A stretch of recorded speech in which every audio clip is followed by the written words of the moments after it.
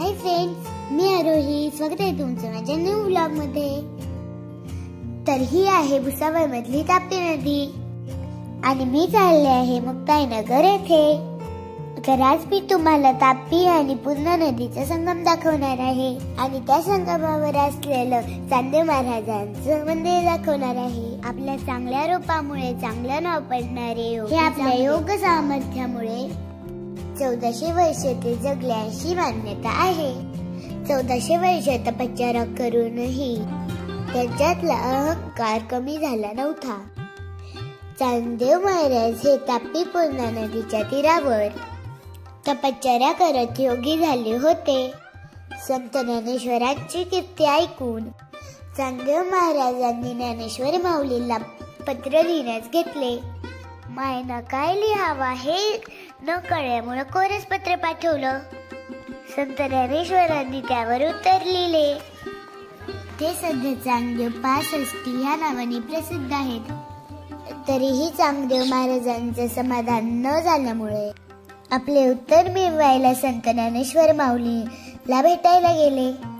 संत चांदेव महाराज वाघावर बसून हातात सर्प घेऊन ज्ञानेश्वर माऊलीला भेटायला गेले. संत ज्ञानेश्वर माऊली आणि त्यांचे भावंड भिंतीवर बसली होती.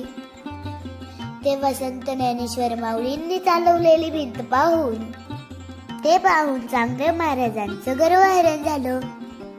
ते ज्ञानेश्वर माऊलींना शरण आले आणि संत मुक्ताबाईंचे ज्ञान पाहून त्यांनी संत मुक्ताबाईंना आपले गुरु करून घेतले.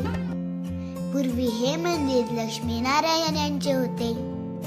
चांगदेव महाराजांनी इथे तपश्चर्या केल्यामुळे नंतर त्यांचेच नाव ह्या मंदिराला देण्यात आले. तर हा आहे तापी आणि पूर्णा नदीचा संगम आणि ह्या संगमावरच हे मंदिर आहे. या ठिकाणी चांगदेव महाराजांनी तपश्चर्या केल्यामुळे महादेवांनी त्यांना दर्शन दिले होते. या संगमावर आपल्या मनातल्या इच्छा पूर्ण व्हावा म्हणून नद्यांची पूजा केली जाते. तुम्ही जर मुक्ताईनगर मध्ये आलात तर इकडे नक्की भेट द्या.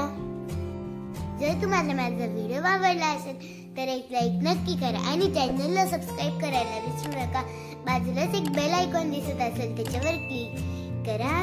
चला तर भेटूया पुढच्या ब्लॉग मध्ये. तोपर्यंत बाय बाय.